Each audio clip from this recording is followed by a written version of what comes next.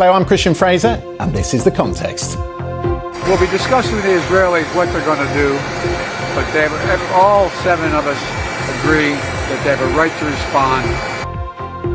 At that point, we saw the Israeli air defense, the Iron Dome, kick into life. Basically what that means is they send a lot of defensive missiles up into the sky.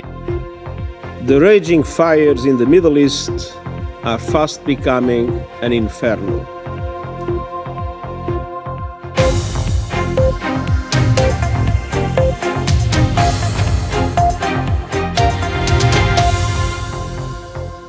Where now for the conflict in the Middle East. 8 Israeli soldiers killed today in the fighting in Lebanon. Israel is promising retaliation against Iran. Joe Biden says he does not support a strike on Iran's nuclear facilities. We will have all the reaction from the region tonight and the first edition of the Security Brief. It could hardly be more timely. Mikey Kay will be here to give us his analysis of what is unfolding and where it goes next.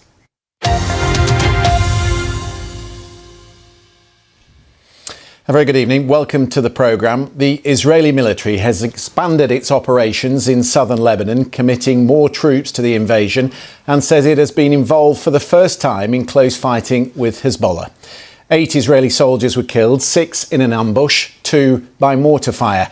Hezbollah claimed it also destroyed 3 tanks. Mikey Kay is sitting by here in the studio. We're going to get his thoughts on what has been quite an extraordinary 24 hours. We'll get to that after this break. We'll be right back after this.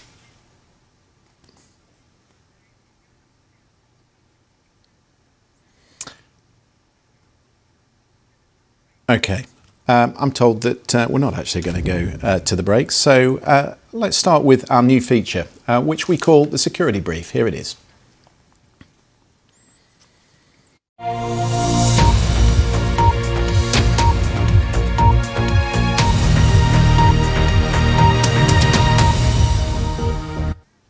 All sorts of gremlins at this side, but we'll sort that out. I mentioned last week, going forward, we're going to bring you each week an in-depth military briefing, which I hope will provide you some context on the national security decisions that are being made in Jerusalem and Washington right now.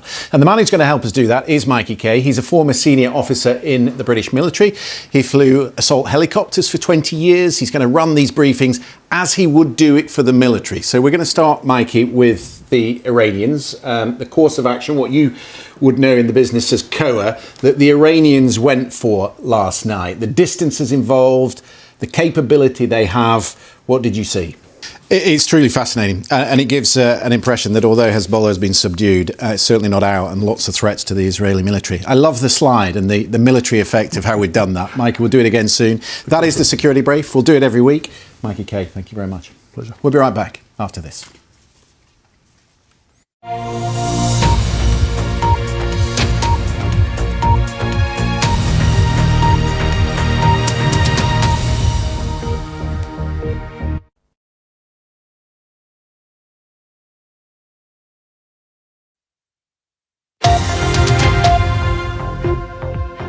Hello, I'm Christian Fraser. You're watching The Context on BBC News.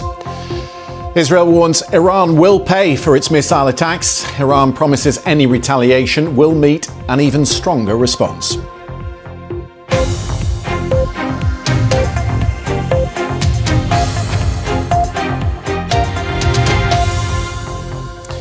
We'll get to that very shortly. First, let's get a check on the sport. Here's Gavin.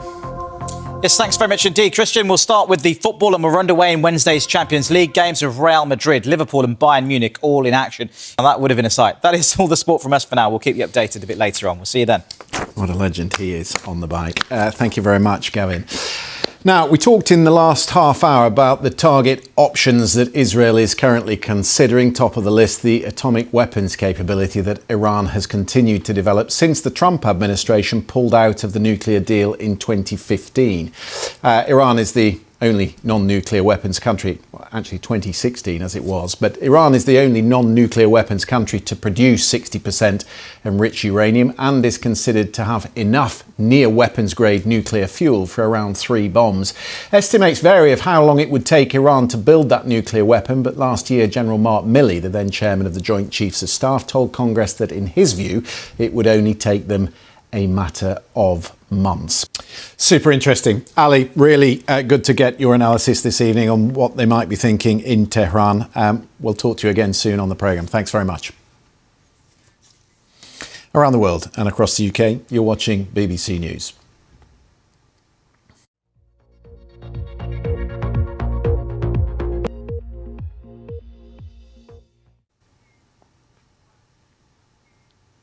While we were speaking to Ali, I was watching some live pictures coming to us from Birmingham. The flight that the UK government chartered to help British nationals get out of Lebanon has just landed back here in the UK. Of course, the UK, one of a number of countries which has told its citizens to leave Lebanon after the Israeli military expanded that operation south of the country. Our correspondent Nikki Schiller is out there in the dark somewhere.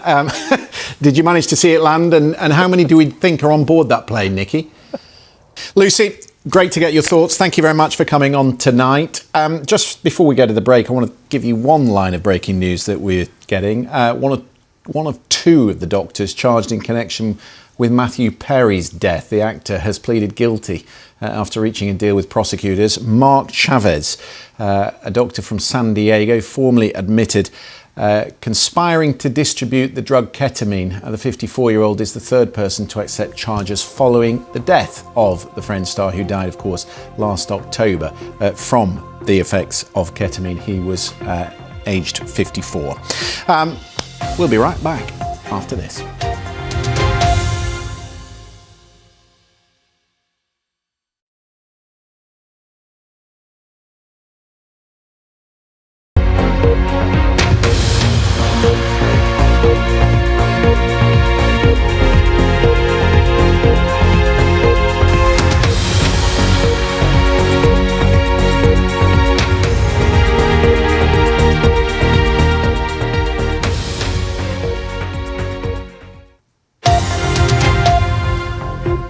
Hello, I'm Christian Fraser. You're watching The Context on BBC News. We'll be discussing with the Israelis what they're going to do, but all seven of us agree that they have a right to respond. At that point, we saw the Israeli air defense, the Iron Dome, kick into life. Basically what that means is they send a lot of defensive missiles up into the sky. The raging fires in the Middle East are fast becoming an inferno. Joining me on the panel tonight, the Democratic strategist and co-founder of the Collective PAC, Stephanie Brown-James, Doug High, former communications director of the Republican National Committee, Democratic strategist and fundraiser Lindy Lee, and journalist and broadcaster Caroline Modarassi-Tehrani.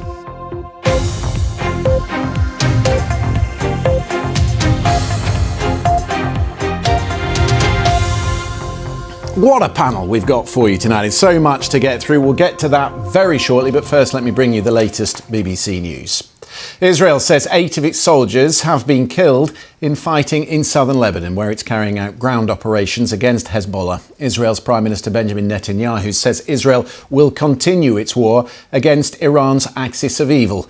Speaking in Qatar, Iran's President Masoud Pezeshkian said his country is not looking for war, but Israel is forcing them to react. And if Israel strikes again, that response, he says, will be even stronger.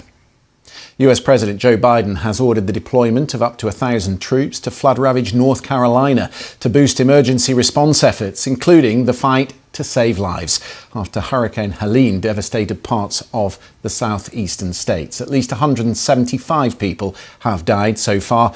That's the number that we know of. Hundreds are still missing. The Prime Minister has paid back more than £6,000 worth of gifts and hospitality received since he took office, following a backlash over donations. Sir Keir Starmer is covering the cost of 6 Taylor Swift tickets, 4 tickets to the races, and a clothing rental agreement with a high-end designer favoured by his wife, Lady Victoria Starmer. And one of 2 doctors charged in connection with the actor Matthew Perry's death has pleaded guilty after reaching a deal with prosecutors. Mark Chavez, a doctor from San Diego, formally admitted to conspiring to distribute ketamine. The 54-year-old is the third person to accept charges following the death of the Friends star, who died a year ago from the acute effects of ketamine and other factors that caused him to lose consciousness and drown in his hot tub at the age of 54.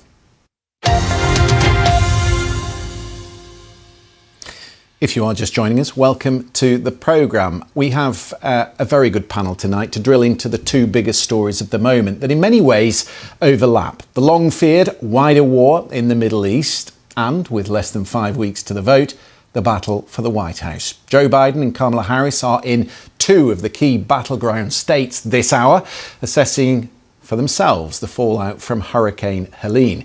While in New York last night, the high-stakes showdown between the two running mates, with foreign policy a major part of it. Well, last night we had the last formal event, the last debate, perhaps, in this campaign, 5 weeks out from the vote. We'll talk about that shortly after the break. Around the world and across the UK, you're watching BBC News.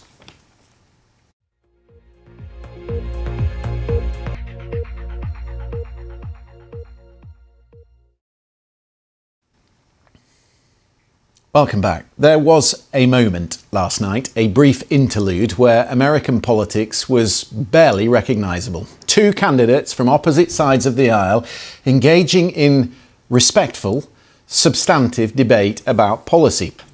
Look, I was upset I couldn't watch the baseball playoffs last night for this. I think a lot of Americans were otherwise watching something else or wanted to be.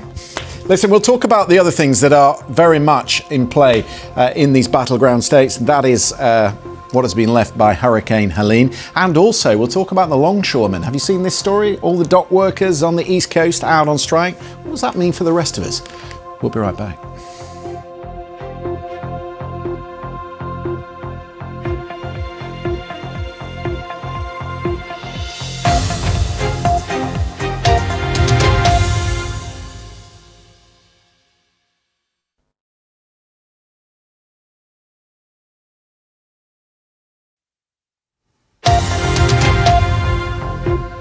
Hello, I'm Christian Fraser. You're watching The Context on BBC News. Israel warns Iran will pay for its missile attack.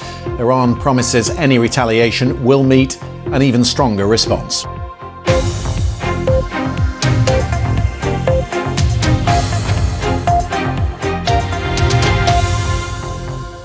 In the last hour while we've been on air, we've been watching Joe Biden and Kamala Harris on their tour of different areas worst hit by Hurricane Helene. There's the live shot from Georgia.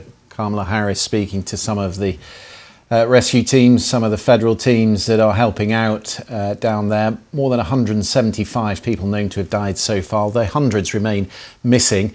More than 1 million people in these states, 6 states affected, I think, currently living without power. The president was given an aerial tour today of the damage in Asheville, North Carolina. That's the state that is worst hit by the flooding, Doug's home state. There are around 100,000 people in Asheville currently without access to water. He has ordered 1,000 troops today to go down there and help the efforts. I dare say you're right. Politicians are the last people they want to see, although the federal teams, they definitely want to see as they look for the loved ones and try to piece it all back together. They want to see their politicians, Christian. They just don't want to see them be political. That's the difference. Right. I think you're right. Listen, let's take a break. We're going to talk about the situation at the ports. We'll be right back after this.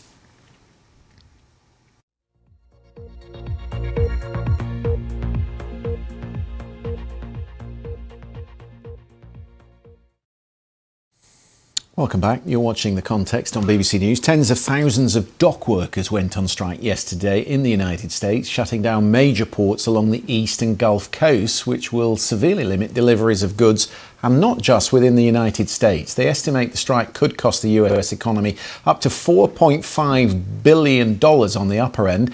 And were it to continue, the costs from redirecting goods along longer routes would, of course, be passed on to consumers. And we know what sort of inflationary pressure that caused.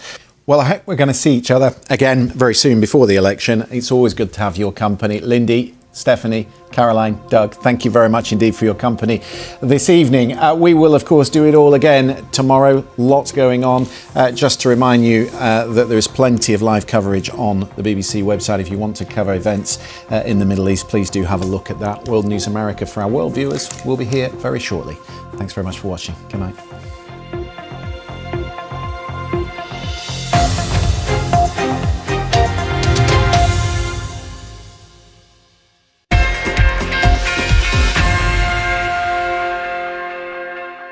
Hello there, this is your updates from the BBC Sports Centre. Let's bring you up to date with what's happening in the Champions League. Aston Villa are taking on Bayern Munich with just a few moments left. There we go, that's just about all the sport from us. All the results, though, and analysis from the Champions League on the BBC Sport website. We'll see you soon.